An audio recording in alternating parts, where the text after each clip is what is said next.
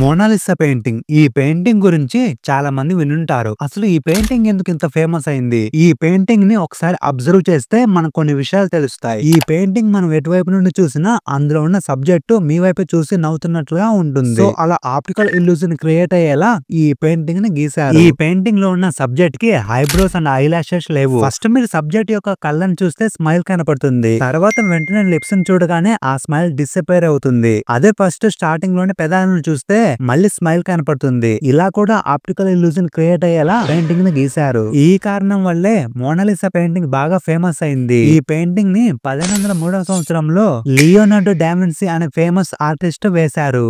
అప్పట్లోనే ఇలాంటి optical illusion techniques ని ఉపయోగించాడు. అసలు ఆ పెయింటింగ్ లో ఉన్న మనిషి ఎవరా అని ఎన్నో సంవత్సరాల నుండి సైంటిస్టులు రీసెర్చ్ చేస్తున్నారు. అయితే రీసెంట్ గా ఒక సైంటిస్ట్ ఆ మనిషి ఎవరో కనిపెట్టారు. దాని నుంచి ఈ పెయింటింగ్ ని లేయర్స్ గా వేశారు. అంటే ఒక లేయర్ వేశాక అది ఆరిపోయేంత వరకు కొన్ని రోజులు వెయిట్ చేసి మళ్ళీ ఇంకొక లేయర్ ని పెయింట్ చేశాడు. అలా 100 లేయర్స్ ని వేశాడు. ఈ విషయాన్ని ఆ సైంటిస్ట్ కనిపెట్టాడు. ఇన్ఫ్రారెడ్ లేజర్ ద్వారా అన్ని లేయర్స్ ని చెక్ చేయగా లాస్ట్ లేయర్ లో వేరే మనిషి యొక్క పెయింటింగ్ ఉండింది.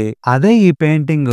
ఈమె పేరు లీసా డెల్ జోంకొండో. ఈమె హస్బెండ్ పెయింటింగ్ ని వేయమని డావిన్సీకి చెప్పాడు. అప్పుడు డావిన్సీ ఆ పెయింటింగ్ ని వేశాడు. కానీ డావిన్సీ ఆ పెయింటింగ్ ని ఆమె హస్బెండ్ కు తిరిగి ఇవ్వలేదు. ఎందుకు ఇవ్వలేదు అనే రీజన్ ఎవరికి తెలియదు. ఆ పెయింటింగ్ ని డావిన్సీ తన దగ్గరే ఉంచుకొని తాను చనిపోయేంత వరకు అందులో చిన్న చిన్న మోడిఫికేషన్ చేస్తూ పెయింటింగ్ ని చివరకు ఈ విధంగా గీశాడు. 1503వ సంవత్సరం నుండి అతను చనిపోయేంత వరకు ఈ పెయింటింగ్ ని గీస్తూనే ఉన్నాడు. అందుకే ఈ పెయింటింగ్ ఇప్పటికీ ఇన్కంప్లీట్ గా మిగిలిపోయింది. మోనాలిసాకి ఐబ్రోస్ ఎందుకు లేవని దాని మీద ఇంకొక సైంటిస్ట్ రీసెర్చ్ చేశాడు. 240 మెగాపిక్సెల్ కెమెరా యూజ్ చేసి సబ్జెక్ట్ యొక్క ఐబ్రోస్ ని జూమ్ చేయగా అతనికి తెలిసింది ఏమిటంటే నిజానికి డావిన్సీ ఐబ్రోస్ ని గీశాడని, కానీ చాలా సంవత్సరాలు గడవడంతో అవి చెరిగిపోయాయని కనుగొన్నాడు. ఇదే మోనాలిసా పెయింటింగ్ వెనక దాగి ఉన్న సీక్రెట్. ఇలాంటి హిడెన్ ట్రిక్స్ కలిగిన మరికొన్ని పెయింటింగ్స్ గురించి ఈ వీడియోలో చూద్దాం.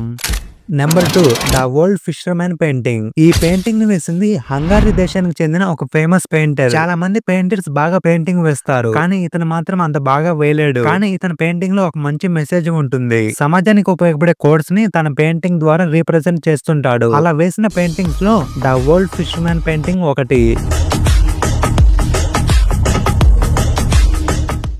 ఈ పెయింటింగ్ ని గాని మనం అబ్జర్వ్ చేస్తే ఒక ఓల్డేజ్ అతను సముద్రం ఒడ్డున కూర్చొని ఒక వింత ఎక్స్ప్రెషన్ తో తన ఫేస్ ఉంది. తన ఫేస్ కొంచెం డిస్ట్రాక్ట్ అయినట్టుగా కనిపిస్తుంది. వెనుక ఉన్న ఇళ్ల నుంచి పొగ వస్తుంది. అంటే అక్కడ అతను ఒక్కడే కాదు, ఒక గ్రామం కూడా ఉందని తెలుస్తుంది. అతడి చేతుల్ని ముఖాన్ని అబ్జర్వ్ చేస్తే అతడు ఒక వృద్ధుడని, బాగా కష్టపడుతుంటాడని అర్థమవుతుంది. ఇది చూడడానికి సింగిల్ ఇమేజ్ లా కనిపిస్తున్న చిన్న టెక్నిక్ ఉపయోగిస్తే 2 ఇమేజెస్ లా కనిపిస్తుంది.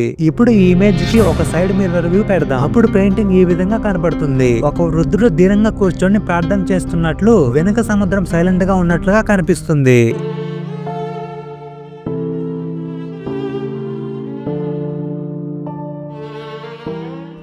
ఇప్పుడు ఇంకొక సైడ్ మిర్రర్ ఇమేజ్ పెడదాం. అప్పుడు పెయింటింగ్ ఈ విధంగా కనిపిస్తుంది.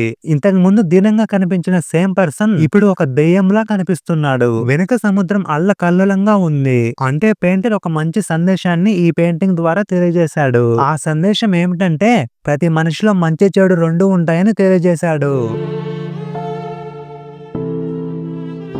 ఇలాంటి ఎన్నో ఇంట్రెస్టింగ్ వీడియోస్ కోసం మన ఛానల్ ని ఇప్పుడే సబ్స్క్రైబ్ చేసుకోండి.